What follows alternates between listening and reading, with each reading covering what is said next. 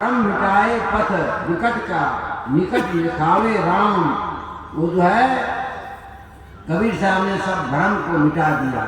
कहा कि चाहे तुम राम को, चाहे कृष्ण को, चाहे बुद्ध को, वह परम तत्व, यही आत्मा ब्रह्म है, यही आत्मा खुदा है, यही आत्मा गॉड है, यही आत्मा अल्लाह है, यही आत्मा अकबर है। आत्मा ही सब कुछ है। इसलिए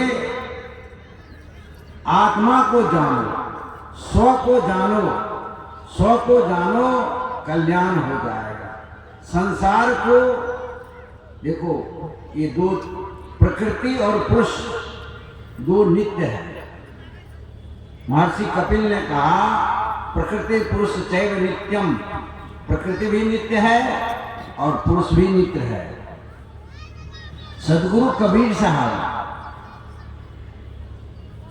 कहा मसी कागज छुओ नहीं, कलम ग्रहो नहीं, हाथ आदि अंत की वार्ता कबीर मुख ही जनाई बात। सदगुरु कबीर साहब जो है अनुभव की बात की। भले स्कूल कॉलेज में नहीं गए, लेकिन साधना के द्वारा सत्य का साक्षात किया, कार्य किया और अनुभव की बात कही, है ना।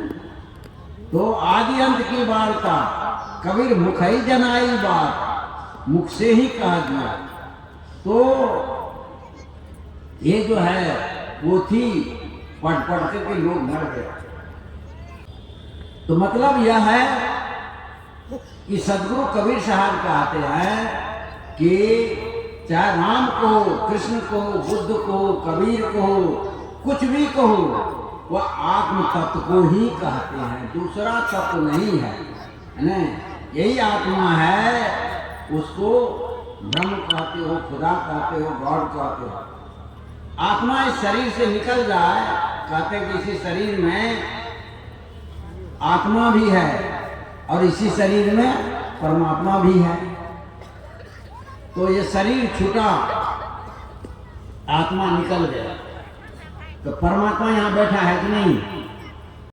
आरती हो आरती गरीबे निवाज साहिबे आरती हो आरती दीने दयाल सा हे गुरु साहिब की जहाँ सब संत समाज साहिब आरती हो आरती गरीब निवाज साहिब आरती हो आरती करुणी जय मातु पिता की आरती करुणी